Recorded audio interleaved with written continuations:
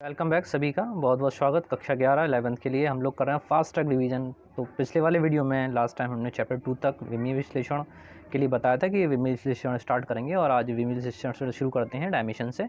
Last वाले video में हम लोगों ने परसेंटेज एरर तक कंप्लीट कर लिया था, ठीक है। उसके बाद फास्ट ट्रैक डिवीजन जल्दी जल्दी से देखते हैं कि क्या क्या आज के इस वीडियो में हम लोग कवर करते हैं।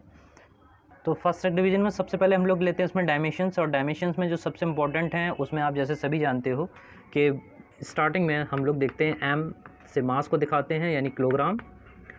उसके बाद लेते हैं लंबाई यानी एल की पावर बी, ठीक है, जो आपका इंडिकेट करती है मीटर को। इसके बाद टाइम आता है टी की पावर सी ले लीजिए, तो ये टी रिप्रेजेंट करता है सेकंड को। इसी तरह से थीटा को अगर आप दिखाना चाहें तो उसकी पावर डी ये टेम्परेचर को डिनोट करती है, एम्पियर ये विद्युत धारा को डिनोट करती है, ठीक है। और आपका कैंडेला यानी सी डी आपका ज्योति तीव्रता को डिपेंड करती है, और पदार्थ की मात्रा के लिए हम लोग वोल यूज़ करते हैं। तो इन सभी विमीय राशियों का मान या सूत्र अगर हमको निकालना हो तो सबसे पहले हम उसका सूत्र देखते हैं। तो इसमें जो सबसे इंपॉर्टेंट फार्मूलेज हैं जो आपके परीक्षा के लिए इंपॉर्टेंट है, उसमें सबसे पहले मैं रखना चाहूँगा कैपिटल जी को, जिसको आप कहते हैं गुरुत्वाकर्षण नियतांक, सार्वत्रिक गुरुत्वाकर्षण। उसका डायमेंशंस होता है m-1 L3T-2, ठीक है। इसके बाद दूसरे नंबर पे मैं इंपॉर्टेंट आपको बताना चाहूँगा दाब का लेंगे। दाब का जो फार्मूला निकलता है फोर्स अपॉन एरिया से निकलता है। तो इसके लिए mLT-2 ये बल का यानी इसका डायमेंशंस हुआ, एरिया का निकाला तो L की पावर 2, ये L की पावर जब ऊपर जाएगा तो ये पावर माइनस में आ जाएगी, ठीक है ना। तो m1 ये -2 ये, तो mL-1 और T-2, ठीक है। तो इस तरह से दूसरे नंबर पर आपका P, और तीसरे नंबर पे हम रखेंगे श्यानता गुणांक को। श्यानता गुणांक जो निकलता है वो होता है F = 6 पाई ईटा R × V, ठीक है। यहाँ से जो ईटा है ये आपका श्यानता गुणांक या विस्कोसिटी कोफिशिएंट इसको बोलते हैं। तो इसकी वैल्यू जो इक्वल होगी ये F/RV के इक्वल होगा, ठीक है। इसके डायमेंशन से आप बनाओगे तब 6 पाई को छोड़ना पड़ेगा क्योंकि इट इज़ अ कांस्टेंट कभी में सूत्र या मात्रक नहीं होता। इसके बाद हम लोग मात्रक लगाएंगे, इसका डायमेंशन लगाएंगे, तो बल का सीधे सीधे डायमेंशन mLT-2 अपॉन रेडियस, ठीक है। तो ये L और वेलोसिटी होती है तो LT-1। इसको आप जब सॉल्व करेंगे तो ये L से L खत्म होगा, mL-1 और ये T-1 भी ऊपर जाएगा तो प्लस का 1 होगा, -2 प्लस का 1, दिस इज T-1, ठीक है। तो mL-1 T-1 ये आप तीसरे नंबर पर विस्कोसिटी कोएफिशिएंट या श्यानता गुणांक को ध्यान रखिए। फोर्थ वन पे मैं देना चाहूँगा फोर्स कांस्टेंट यानी बल नियतांक को, ठीक है। बल नियतांक कहाँ से मिलता है? वो मिलता है आपको F = kx से। तो kx में से जो k है आपका, it is a force constant और the value of k it is equals to F/x। तो F का यहाँ पर विमीय सूत्र आप लगाएंगे mLT-2 से अपॉन x की वैल्यू आप x का डायमेंशन आप L लगाएंगे, ठीक है। तो L से L खत्म होगा, जो डायमेंशंस आएंगे फोर्स कांस्टेंट या बल नियतांक का वो होगा mt-2, ठीक है। ये आपका फोर्स कांस्टेंट हुआ। इसी तरह का विमीय सूत्र हमको मिलता है जब हम पृष्ठ तनाव की बात करते हैं। सरफेस टेंशन भी काफ़ी इंपॉर्टेंट है, कई बार परीक्षा में पूछा जा चुका है। तो सरफेस टेंशन जो होता है वो होता है बल अपॉन लंबाई यानी फोर्स अपॉन लेंथ, और फोर्स अपॉन लेंथ में भी आप यही करते हैं कि विमीय सूत्र लगाते हैं mLT-2 अपॉन लेंथ L लगाते हैं, तो L से L खत्म होता है और आपके पास आता है mt-2, ठीक है। आप लोग मेरे साथ पढ़ रहे हैं इस समय विमीय विश्लेषण और उसका फास्ट ट्रैक डिवीजन। तो इस वाले अपने इस वीडियोस में हम लोग जल्दी से फर्स्ट ईयर का जितना सिलेबस हम लोग कर पाएँ उतना कंप्लीट करने की कोशिश करेंगे, और ये भी देखेंगे कि ये किस तरह से हमारे लिए परीक्षा में इंपॉर्टेंट रहता है, ठीक है। अगर मैं इसमें जितने भी क्वेश्चंस कराऊंगा वो सारे के सभी क्वेश्चंस बोर्ड परीक्षा आपके एनुअल एग्जाम्स के लिए बहुत बहुत इंपॉर्टेंट होंगे, ठीक है। नेक्स्ट पॉइंट पे आते हैं। तो पहले पॉइंट में हम लोगों ने डायमेंशंस देखे, अब डायमेंशंस के एप्लीकेशंस देखते हैं। तो डायमेंशंस का जो एप्लीकेशन है वो सबसे पहले तो किसी भी सूत्र या फॉर्मूले को वेरीफाई करने के लिए आता है कि ये समीकरण सत्य है या नहीं, ठीक है। मोस्टली परीक्षा में पूछा गया कि v = √T/m। सभी लोग ध्यान से देख लीजिए। और एक बात और मैं कहना चाहूँगा कि यहाँ पर जो भी सवाल या जो भी क्वेश्चंस मैं करा रहा हूँ ये आपके एक्स्ट्रा हैं, ठीक है। आप इसका रिवीजन कर लीजिएगा, ये इंपॉर्टेंट की सीरीज़ है, ठीक है। इसके अलावा भी आप जितना अधिक बुक से अपने नोट्स पेपर से, ठीक है, आप तैयार कर सकें उसके लिए आप ओपन है, ठीक है। वेरिफिकेशन देखते हैं इस फार्मूले का। तो वेरिफिकेशन के लिए ये फार्मूला सत्य है या असत्य है, ठीक है। तो इसकी सत्यता की जो जांच होती है वो डिपेंड करती है इन दोनों तरफ की डायमेंशंस के ऊपर। अगर दोनों तरफ की डायमेंशन यानी विमीय सूत्र एक जैसे आते हैं तो आप ये कहते हैं कि समीकरण सत्य है, ठीक है। जैसे v आपका वेग दे रखा है तो वेग का डायमेंशन जो होगा वो होगा LT-1। इसी तरह से t का अगर विमीय सूत्र हम निकालते हैं, t को हम कहते हैं तनाव बल या फोर्स कह लीजिए, तो इसका डायमेंशंस होंगे mLT-2, ठीक है, द्रव्यमान इंटू त्वरण। इसके बाद में अगर m की बात की जाए तो m आपका है प्रति एकांक लंबाई का द्रव्यमान, ठीक है, द्रव्यमान नहीं है, ये क्या है, प्रति एकांक लंबाई का द्रव्यमान है। और इसके लिए जो फॉर्मूले में आपको पूरी जानकारी दे रखी होगी, तो ये पूरी जानकारी आपकी ये है कि ये है m/L। m/L से मतलब ये है कि 1 मीटर लंबाई का द्रव्यमान कितना है, ठीक है। तो यहाँ से आप इसका डायमेंशन अगर निकालेंगे तो this will be equals to ml-1, ठीक है। अब ये दोनों फॉर्मूले जो हैं आपके तनाव, टेंशन और m के, इन दोनों को आपको प्लेस करना है इस वाले फैक्टर में, क्योंकि v की अगर बात की जाए तो v का डायमेंशन तो LT-1 के बराबर आ चुका है। अब बात रहती है कि √T/m कि क्या ये LT-1 के बराबर आता है या नहीं। तो t का अगर मान लगाएं तो ये होगा mLT-2। बहुत से बच्चे इस क्वेश्चन को गलत कराते हैं, ठीक है, तो ऐसी गलती आप लोग ना करिएगा। तो प्रति एकांक लंबाई के द्रव्यमान this will be equals to ml-1।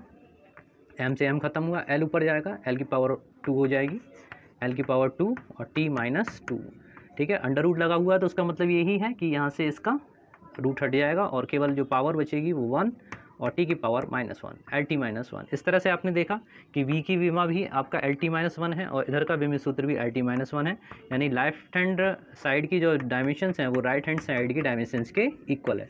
अगर ऐसी कंडीशन कहीं पर भी आती है तो उसका मतलब ये है कि वो समीकरण पूरी तरह से सत्य है, सही है। ओके, तो ये वेरिफिकेशन के लिए है। इसके द्वारा हम इसका सेकंड एप्लीकेशन और देखते हैं। दूसरा इसका एग्जाम्पल अगर लें तो ये जो है काफ़ी बार परीक्षा में आया हुआ भी है कि आवर्तकाल t इक्वल्स टू 2π√L/g, ठीक है। डायमेंशंस की हेल्प से आप सिद्ध करके दिखाइए कि ये समीकरण सही है, सत्य है। तो बहुत ज़रूरी है कि आपको इनमें जो भी राशियाँ प्रयोग की जा रही हैं उन राशियों के मतलब पता होना चाहिए। जैसे t का मतलब आपको पता है, उसमें क्वेश्चन में आप ध्यान से पढ़ेंगे तो ये दे भी रखा होगा, ये होगा आपका आवर्तकाल, ठीक है। तो आवर्तकाल का जो डायमेंशंस होता है यानी विमित सूत्र होता है वो कैपिटल T। अब जो बचे उनका भी लिख लीजिए, 2π कांस्टेंट है, एक नियतांक है, इसका कोई भी सूत्र या मात्रक नहीं होगा, ठीक है। जहाँ L की हम बात करते हैं तो L आपकी एकांक लंबाई, ठीक है, तो लंबाई दे रखी है।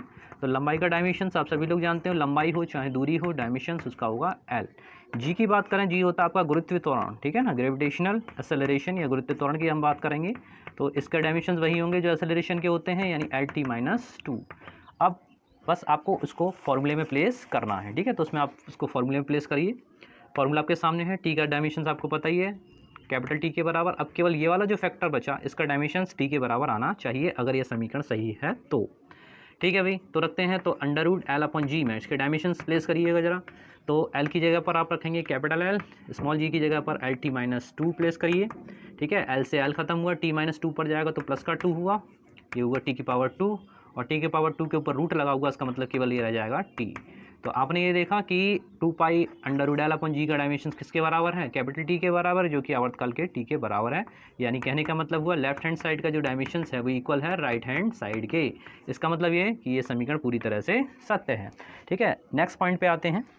अगले पॉइंट पे हम लोग जो चर्चा करेंगे वो है विमीय समांगता का सिद्धांत, ठीक है। विमीय समांगता का सिद्धांत क्या है भाई, ये सिद्धांत तो उसको जल्दी से समझ लीजिए, लिखाने का टाइम नहीं है हम लोगों के पास में। तो सिद्धांत ये है कि विमीय विश्लेषण के अनुसार अगर कोई भी समीकरण में कोई भी राशि आपकी ऐड हो रही है या घटाई जा रही है, ठीक है, तो उसका मतलब ये है कि समान विमा वाली राशियों को ही आप जोड़ेंगे या घटाएंगे या मल्टीप्लाई करेंगे। मल्टीप्लाई नहीं करेंगे, केवल जोड़ा या घटाया जाएगा। उसका एग्जाम्पल समझ लीजिए, जैसे कई बार पूछा जाएगा कि बॉन्डवाल समीकरण P+A/V² और V-V, ठीक है, इक्वल्स टू RT। तो इसमें समांगता का काफ़ी अच्छा सिद्धांत आपको देखने को मिलता है। तो ये एक आदर्श बॉन्डवाल गैस समीकरण है जो कि वास्तविक गैसों के लिए दिया जाता है, क्योंकि आदर्श गैस समीकरण तो आप सभी लोग जानते हो कि PV=RT है और क्या होता है, μRT होता है, ठीक है। म्यू जो होता है वो पदार्थ की संख्या, यानी एक मोल गैस के लिए अगर बात की जाए तो आदर्श गैस लिया है तो उसमें PV=RT लॉ फॉलो होता है। यहाँ पर हम लोग बात कर रहे हैं वान डर वाल्स गैस समीकरण के बारे में। तो इसमें आप देख रहे हैं जैसे P+ इसके साथ ये चीज़ ऐड हो रही है या घटाया माइनस हो रही है। तो जैसे मैंने आपको समांगता का सिद्धांत बताया कि समान विमा वाली राशियों को आपस में जोड़ा अथवा घटाया जा सकता है, ठीक है। तो ये उसका बेस्ट एग्जांपल है आप लोगों के समझने के लिए। एक और एग्जांपल आपको दे सकते हैं, जैसे गति का समीकरण आप सभी लोग जानते हो, V=U+AT होता है। तो इसमें भी यही नियम फॉलो है कि इसमें से प्रत्येक पद जिनको आपस में जोड़ा या घटाया गया है, यहाँ तो केवल जोड़ना दिखाया है, ठीक है। कई सारे जब किसी वस्तु की गति मंदित होती है तो वहाँ पर माइनस भी होता है, तो U-AT भी यहाँ पर प्रयोग किया जाता है, जहाँ पर आपका रिटार्डेशन होता है, ठीक है, मंदन होता है, वहाँ पर हम माइनस यूज़ करते हैं। तो वही भौतिक राशियाँ आपस में घटाई या जोड़ी जा सकती हैं जो जिनकी डायमेंशंस एक दूसरे के इक्वल हो। इसी बेसिस पे कॉन्सेंट्रेट करते हुए यहाँ पर कई बार डायमेंशंस पूछ लिए जाते हैं, जैसे A का विमीय सूत्र बताओ, ठीक है, V का विमीय सूत्र बताओ। तो बहुत आसान है इसको करने के लिए, देखते हैं मेरे साथ में। तो इसमें भी कई तरह के सवाल बन सकते हैं। तो इसमें p + a/v² और v - v, ठीक है, इसी एग्जाम्पल को हम लोग पढ़ते हैं। तो इसमें क्या क्वेश्चन आएगा, आपसे पूछा जाएगा कि नियतांक a तथा v के विमित सूत्र बताओ। ठीक है, a और b आपके नियतांक बता दिए जाएंगे कि इनके डायमेंशंस बताइए और इनके मात्रक बताइए। ओके, तो कैसे करेंगे उसको देख लेते हैं। इसमें दे रखा हुआ आपको p के आपका प्रेशर है, दाब है, v आयतन है। ठीक है, और अगर ये चीज़ें आपको गिवन होंगी तो आप इजीली कह सकते हैं कि ये दोनों, अगर प्लस और इनकी बात की जाए पहले वाले फैक्टर में, a का मान अगर हमको निकालना है, ठीक है, यहाँ पर जो कार्रवाई हम लोग कर रहे हैं वो a का मात्रक निकालने के लिए कर रहे हैं, a का मात्रक और इसका डायमेंशन। तो इसका मात्रक निकालने के लिए इसके साथ में जिस राशि को जोड़ा गया है उस राशि का विमित सूत्र, यानी p का डायमेंशन, t का विमित सूत्र कह लीजिए या इसका मात्रक कह लीजिए। ठीक है, ये बराबर होगा किसके, इस पूरे फैक्टर के, यानी a/v² के विमित सूत्र के बराबर होगा। बस ये क्लू है, अगर आप इसको पकड़ के चलते हैं तो आंसर आपके पास होगा। तो यहाँ पर अगर a का विमित सूत्र हमको पता करना है तो a बराबर किसके होगा, p × v² के होगा। अब यहाँ पर इसके डायमेंशंस लगाइए, तो p का भी डायमेंशंस मैंने पिछले वाले इसमें बताया आपको, क्या आया था, ml-1 t-2 आया था। ठीक है, इसी तरह से अगर हम आयतन की बात करें तो आयतन का डायमेंशंस होता है लंबाई × चौड़ाई × ऊंचाई, lb × h। ठीक है, और इसमें अगर निकालेंगे तो ये आएगा l⁻q।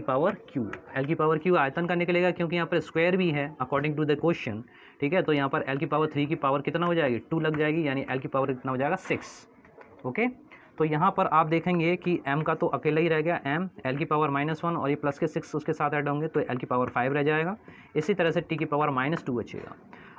तो ये इसके डायमेंशंस हो गए। विमित सूत्र की अगर बात की जाए, विमित सूत्र ये हो गए। और इसका अगर मात्रक देखा जाए तो m की जगह आप लिख सकते हैं किलोग्राम, किग्रा, m रिप्रेजेंट करता है किग्रा को, l रिप्रेजेंट करता है मीटर को, तो मीटर की पावर लगाएंगे आप 5। वहीं पर t रिप्रेजेंट करता है सेकंड टाइम को, तो सेकंड की पावर -2। तो इस तरह से हमने a का विमित सूत्र निकाला, काफ़ी इंपॉर्टेंट है। ठीक है, एक बार फिर से कह रहा हूँ कि आप केवल ये ना सोचिएगा कि इनमें से ही पेपर बनेगा, इनमें से पेपर ज़रूरी नहीं है कि बने। हाँ, ये मोस्ट इंपॉर्टेंट क्वेश्चंस हैं, इनको समझने के बाद आपका काफ़ी कुछ मैटर क्लियर हो जाएगा। ठीक है, तो नेक्स्ट क्वेश्चन, a का मान और मात्रक विमित सूत्र निकालने के बाद अब बात करते हैं b के लिए। ठीक है, तो b का मात्रक कैसे निकलेगा, b का मात्रक डायमेंशंस निकालने के लिए बहुत ज़रूरी है कि उसके साथ क्या जोड़ा घटाया गया, तो उसको देख लें। तो ये इसके साथ माइनस किया गया। नियम ये कहता है, समांगता का सिद्धांत ये है कि ये दोनों विमित विश्लेषण में एक दूसरे के बराबर होंगे। तो इसका मान जो आपको पता है, यानी b का जो विमित सूत्र है वो बराबर किसके हो जाएगा, v, यानी किसके, आयतन के। ठीक है, सेकंड पार्ट बहुत सरल था, पहला भी सरल ही था, ज़्यादा टफ नहीं था। तो v का वैल्यू क्या इतना होगा, l3। ठीक है, क्योंकि v का डायमेंशन l3 होता है, तो वही डायमेंशन किसके हो जाएंगे, v के। अगर इसका मात्रक पता करते हो तो मात्रक l रिप्रेजेंट करता है किसको, मीटर को, तो आप कह देंगे मीटर की पावर q या घन मीटर। ओके, एक एग्जाम्पल इसके ऊपर और लेते हैं। दूसरा एग्जाम्पल जो आपके लिए मैंने यूज़ किया है वो लेते हैं, त्वरण α = at + b/c + t²। ठीक है ना, तो इसको बड़ा ध्यान से समझ लीजिए। इसमें आपको दे रखा होगा a आपका त्वरण है, t आपका समय है। ठीक है, t को रिप्रेजेंट करते थे, t आपका क्या है, टाइम है।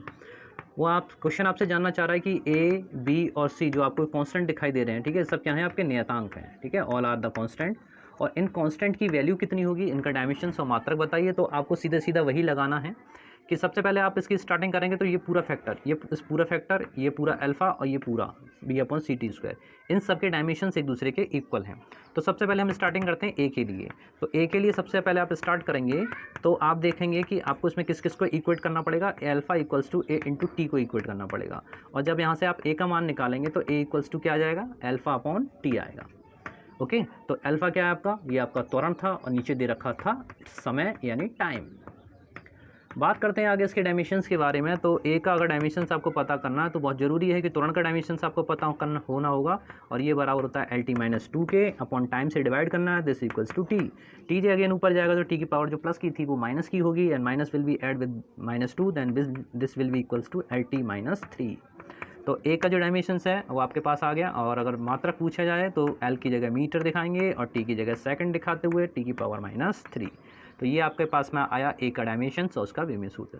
ठीक है, इसी तरह से हम बात करेंगे c और t के बारे में और b के बारे में। तो c और t में अगर आप यहाँ पर इस पद को देखेंगे तो ये दोनों इस समय एक दूसरे के साथ ऐड हो रहे हैं। तो इसका मतलब ये हुआ कि c और t जो है, यानी ये पूरा पद और ये पूरा पद एक दूसरे के बराबर होंगे। नेक्स्ट स्टेप में देखते हैं, तो इसमें देखेंगे c और t के, c बराबर किसके, t² के। ठीक है, c और, क्योंकि प्लस हो रहा है इन दोनों का, तो ये दोनों एक दूसरे के विमित सूत्र के बराबर होंगे।